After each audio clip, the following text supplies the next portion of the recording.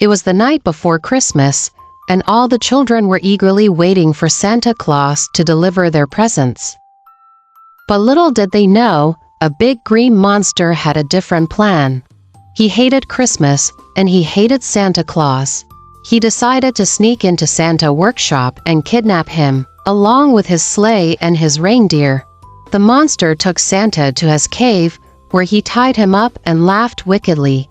"Now, there will be no more Christmas for anyone," he said. "You will never see your workshop, your elves, or your reindeer again." Santa was very sad and scared. He wondered if anyone would notice his absence and come to rescue him. He hoped that the children would not be disappointed and lose their faith in him. Meanwhile, at a small house in a nearby town, a little boy and a little girl were getting ready for bed.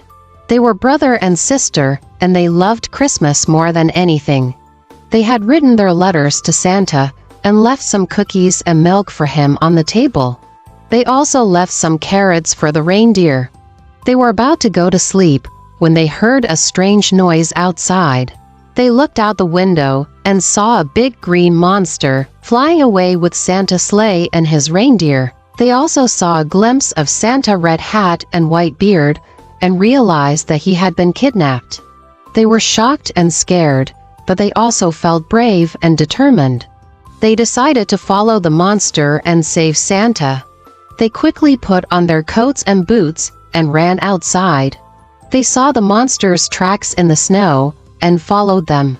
They ran for a long time until they reached a dark and scary forest. They saw the monster's cave and heard his evil laughter.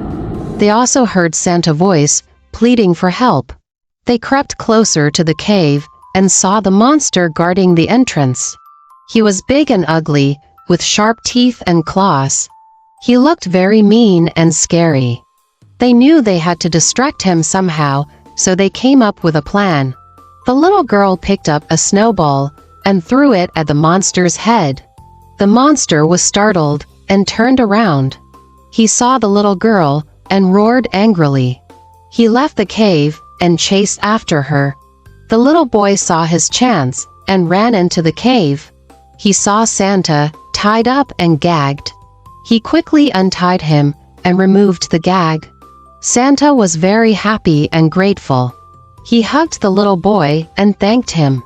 "Thank you, my brave little friend," he said. "You have saved me and saved Christmas." They ran out of the cave and saw the sleigh and the reindeer. They also saw the little girl who had managed to outrun the monster. She joined them and they all got on the sleigh. Santa took the reins and whipped them. The reindeer flew into the air and away from the monster. The monster was furious and tried to catch them, but he was too slow and too late. He watched them fly away and screamed in rage. He had failed, and he knew it. Santa and the children flew back to Santa's workshop, where the elves were waiting for them. They were overjoyed to see Santa and relieved that he was safe. They cheered and clapped and hugged him. Santa thanked the children again and gave them a special gift. He gave them each a magic bell that would ring whenever they believed in him. He told them that they were his heroes and that he would never forget them. He then got back on his sleigh and resumed his journey. He delivered the presents to all the children in the world and made them happy. He also left a note for the parents, telling them what had happened and how their children had saved him.